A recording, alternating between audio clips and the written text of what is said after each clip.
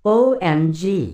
Neri Miranda nagsalita na. Siniwalat ang tungkol kay Manny Pacquiao.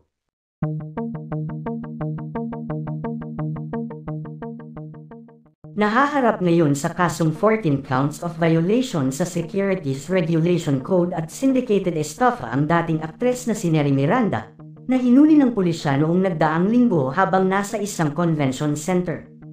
Matatandaan na nag-ugat ang kaso dahil isa si Neri sa nag-endorso sa kumpanyang Dermacare. Ayon pa sa source, si Neri umano ang nanghikayat sa mga taong mag-invest ng milyong piso sa nasabing kumpanya.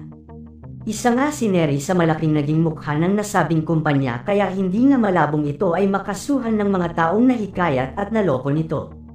Marami nga ang nagulat sa pagkaka-aresto kay Neri dahil hindi nga makapaniwala ang mga netizens na magagawang manloko ng tao ni Neri dahil kilala ito sa pagiging wise na mami at masipag na entrepreneur at businesswoman. Samantala maging ang boxing champ na si Manny Pacquiao nga ay dawat sa nasabing kontrobersyal na kaso at isyu na ito ni Neri.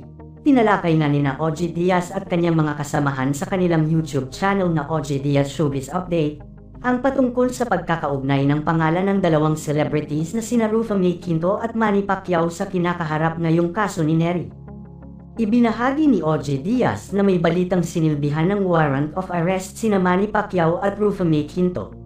Sinasabing si Rufa Mae ay endorser ng Dermacare habang si Manny Pacquiao ay franchisee o brand ambassador noong 2022. Pahayag ni OG Diaz, may nagparating ulit sa amin. Totoo ba ito, na maging sina Rufa Mae Quinto at People's Champ Manny Pacquiao ay may warrant of arrest din? Sana hindi ito totoo.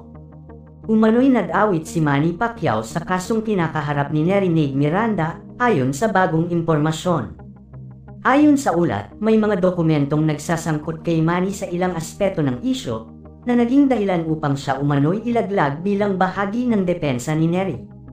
Ayon pa sa aming nakalap na impormasyon dahil sa sobrang makapangyarihang tao ngayon ni Manny ay pera-pera na lang nga daw ang usapan, natapalan o nasuhulan nga daw ng kampo ni Manny ang mga taong nais na magsampa ng kaso dito, kaya naman hanggang ngayon ay nananatiling malaya ang senador. Usap-usapan din na si Manny nga daw ang halos may-ari ng kalahating share ng nasabing kumpanya, at dapat na si Manny umano ang nakakulong ngayon at hindi si Neri. Samantala ngayong araw nga ay nagsalita na si Neri hinggil sa isyu na nagsasangkot sa pangalan ni Manny. Ayon sa aktres, alam po namin pareho ni Sir Manny ang totoo. Alam ko pong malalaman niyo po ang lahat ng sasabihin ko Sir Manny. Pakiusap po magsabi na kayo ng katotohanan. Ako po ang naiipit dito lalo na po ang pamilya ko. Maawa po kayo sir, huwag niyo po akong idiin sa pagkakasalang hindi ko naman po ginawa.